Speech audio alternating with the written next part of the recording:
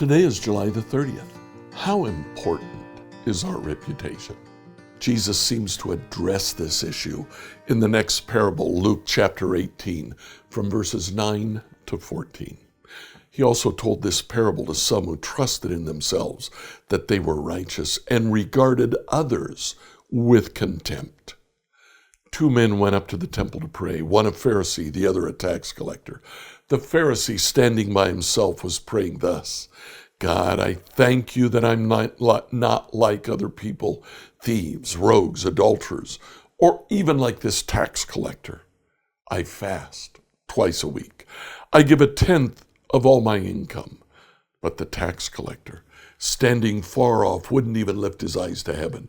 He was beating his breast and saying, God, be merciful to me, a sinner.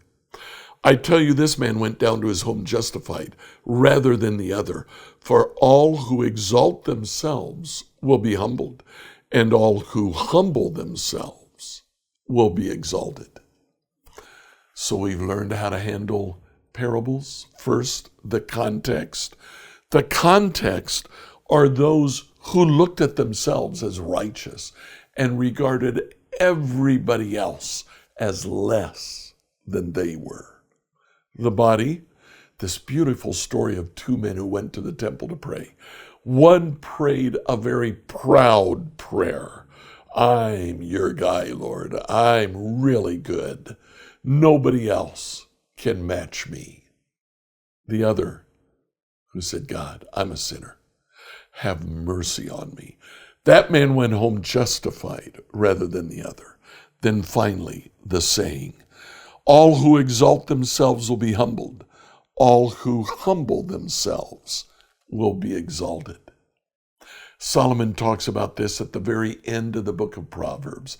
Let's read chapter 29 of Proverbs. Proverbs 29, New Revised Standard Edition. One who is often reproved, yet remains stubborn, will surely be broken beyond healing. When the righteous are in authority, the people rejoice, but when the wicked rule, the people groan. A child who loves wisdom makes a parent glad, but a companion of prostitutes destroys wealth. By justice a king gives stability to the land, but one who makes heavy exactions ruins it. Whoever flatters a neighbor is spreading a net for the neighbor's foot. In the transgression of the evil there is a snare, but the righteous sing and rejoice. The righteous know the rights of the poor, the wicked have no such understanding. Scoffers set a city aflame, but the wise turn away wrath. If the wise go to law with fools, there is ranting and ridicule without relief. The bloodthirsty hate the blameless, and they seek the life of the upright. A fool gives vent to anger, but the wise quickly holds it back. If a ruler listens to falsehood, all his officials will be wicked. The poor and the oppressor have this in common: the Lord gives light to the eyes of both. If a king judges the poor with equity, his throne will be established forever. The rod of the reproof gives wisdom, but a mother is disgraced by a neglected child.